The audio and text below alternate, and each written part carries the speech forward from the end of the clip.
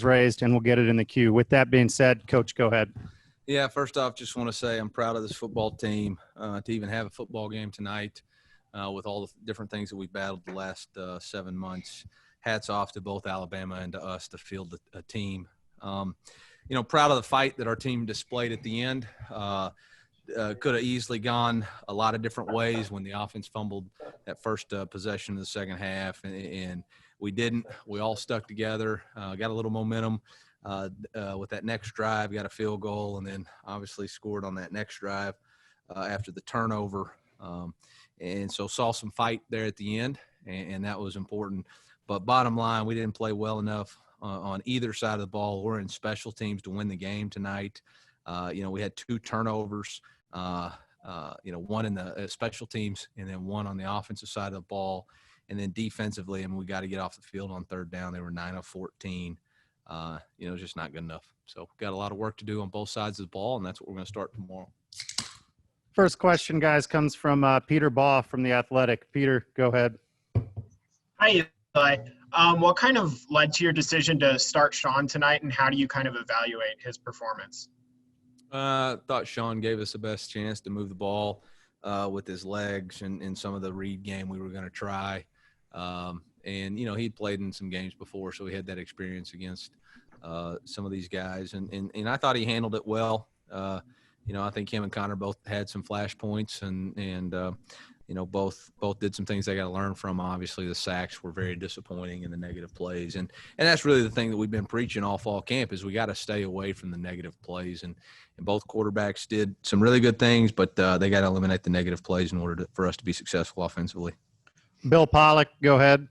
Yeah, hey, Coach, just talk about some of the positives from tonight. I know it's tough with a loss, but just the first game and what you saw out there that you were encouraged by. Yeah, like I said, I thought our defense fight in the third and fourth quarter, I thought that stop after the fumble, putting the ball on the ground, they went out there and held them to a field goal right there. Could easily went the other way. I thought that was positive. I thought Martez Manuel made some really key tackles and clutch plays tonight. He was all over the field. Offensively, I thought our offensive line actually played pretty well. I thought they opened up some holes. I think we were pretty good on some short yardage runs. But we just got to do a better job at the quarterback position, keeping us out of negative plays. Dave Matter from the St. Louis Post-Dispatch. Dave, go ahead. Eli, when you look at both quarterbacks, is it a situation where every week you'll kind of decide what to do and you kind of like what they both give you as a tandem? Yeah, I don't know. I hadn't thought about anything about moving forward. I just won't worry about tonight. We'll watch the tape and we'll figure out what we're doing moving forward. Next one comes from Suichi Terada from the Kansas City Star. Hey, Eli, you guys were able to move the ball today. I forgot. It's like 21st down. Like that surprises you. No, not necessarily. I was just curious, like how much have you guys talked about just finishing drives and just the importance of that once you get into Alabama territory? Yeah, we move the ball just fine. We got to stay out of negative plays. We can't take sacks. When we have a chance to execute on fourth downs, we got to execute the block. It's all about execution. We're not surprised by moving the football. We thought we had a good game plan. We thought we got good players. But we got to execute, and we can't have self-inflicted wounds, and that's really what happened to us tonight. And we're gonna put our big boy pants on and go to work tomorrow and figure out how to get it corrected. We got another tall test next week. Next one comes from Andrew Kaufman from KMIZ. Hey, Coach. Just the overall atmosphere playing a football game during a pandemic. What did you think of it all? Like, how did it compare versus what you thought it might be? I have no idea. I haven't had a furrow field, home field advantage before, so I don't have any basis of comparison. But was glad that we were actually able to get to play football. But like I said, I got no basis for comparison. Next one comes from Kyle Pinnell from the Maneater. Kyle, go ahead. Yeah, Coach, we saw a little bit of it tonight, but just how important is that pre-snap motion and action around the line of scrimmage and the offense that you want to run this season? Yeah, I guess it's important. It does a nice job of hiding our tendencies. Yeah. Colin O'Brien from Jeff City. Go ahead, Colin. Eli, at what point this week did you find out that you weren't going to have Coach Harbison up in the booth? And do you anticipate it being a larger issue going forward other than just him missing the Tennessee game as well? I got a text message at 6:34 Friday morning alerting me that we had some positive tests from the COVID on Thursday. We immediately, made phone calls to all the positives and then began our contact tracing.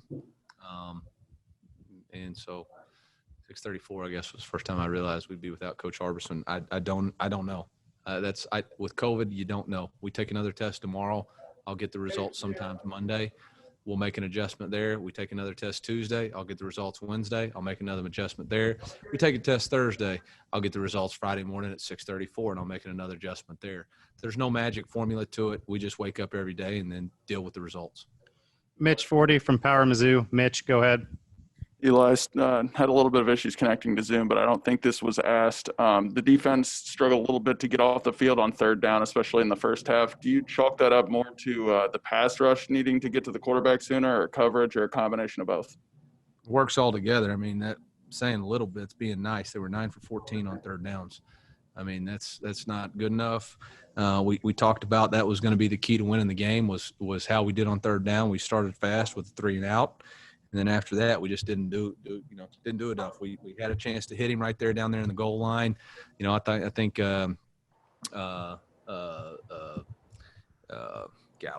Nick came through, and then they ran across her all the way across the field, and we hit him. We weren't there in coverage. There's a couple times they threw it right in front of our middle hole player on our cover 3 stuff on an end cut in front of him. We got to be there. So, we got a lot of work to do. We put it on tape. We got to get it taken off tape. And that's what we'll start with tomorrow. Eric Blum from the Columbia Daily Tribune. Eric, go ahead. Coach, you just defensively, what were you trying to do to try and stop the likes of Jaylen Waddle? And then how did you kind of just adjust when you saw that he was getting downfield and getting space? Yeah, I mean, Crud, that guy's a heck of a player. We had several different times. I mean, the touchdown they threw to him, hats off to him and Mac Jones for a heck of a throw. We had a double team on him. Obviously, we didn't cover him well enough, but he's a dynamic player. We tried to double him. We tried to mix in zone. We tried to heat up the quarterback. Wasn't as effective as we wanted it to be, and so we'll chalk it up and go back to work next week. Bennett Durando from the St. Louis Post-Dispatch. Bennett, go ahead. Eli, this was sort of the first time we've seen Jalen Knox working out of the slot a lot. When did you sort of first talk to him about the ways that he can work in space over the middle instead of just sort of go routes out wide? And what did you think of the way he did using the middle today? Yeah, I thought Jaylen played well. We moved him all over the field. We moved him a slot receiver. We had him out as a perimeter receiver. When we got the 2 grad transfer guys, that's what we knew we were going to do was move him inside and give us a little bit more flexibility in our offense to create some space. I thought him and Dom Jacinto really stood out in a positive way tonight. I know that Dame had a couple of catches and we got to do a better job, giving those guys chances down the field. Dave Matter from the St. Louis Post-Dispatch. Eli, what more can you say about your offensive line? Zeke Powell just joined your program, seems like weeks ago, and he's your starting left tackle. What do you think you saw from that group? I saw a lot of fight. I really did. I thought those guys answered the bell. I don't think it was an issue of not being good enough at all. I thought our guys fought. I thought they opened up some holes. I probably didn't give them enough chances in the run game to really get it going in the first half, and that's on me as a play caller. Thought Larry Roundtree ran really hard, and I got to get him some more runs. Peter Baugh from The Athletic. Peter, go ahead. Eli, you actually just touched on this. I was going to ask about what you kind of saw from Larry's performance tonight, and how did you think he did out there? Yeah, he's a fighter. I mean, that's the number one thing. He's a fighter. He runs tough. He runs physical. It means the world to him, and I got to do a better job feeding him. Next one comes from Mitchell 40 from Power Mizzou. Mitch, go ahead. Obviously, we don't have a baseline to compare, your offense in the past, but it seemed to me like there weren't a ton of shots down the field. Was that called on your end, or the quarterbacks kind of taking what they were given? Yeah, it's my fault. Jack Sobel from the Maneater. Jack, go ahead. Coach, what did you make of the performances of the freshmen Rakestraw and Abrams Drain? I think Ennis got a chance to compete a lot. I think he ended up playing a little bit more than we probably wanted him to, just because of the injuries of other guys. You know, Chris did some good things. You know, didn't affect the game negatively or positively, but did a nice job when he got in there and his contributions. All right, the last one for Coach is going to come from Eric Blum from the Columbia Daily Tribune. Eric. You kind of mentioned it there, but did you get a chance to talk about the condition of Jarvis Ware and, what's his status going forward? Yeah, I briefly visited with him after the game. It looked like a knee injury, and I don't think it's serious, but we'll take an MRI tomorrow, and we'll get the result back and go from there. All right, we'll let Coach go with that. Thanks, guys. Hang on for the players here and switch over to that other Zoom, and we'll get it rolling. Thanks.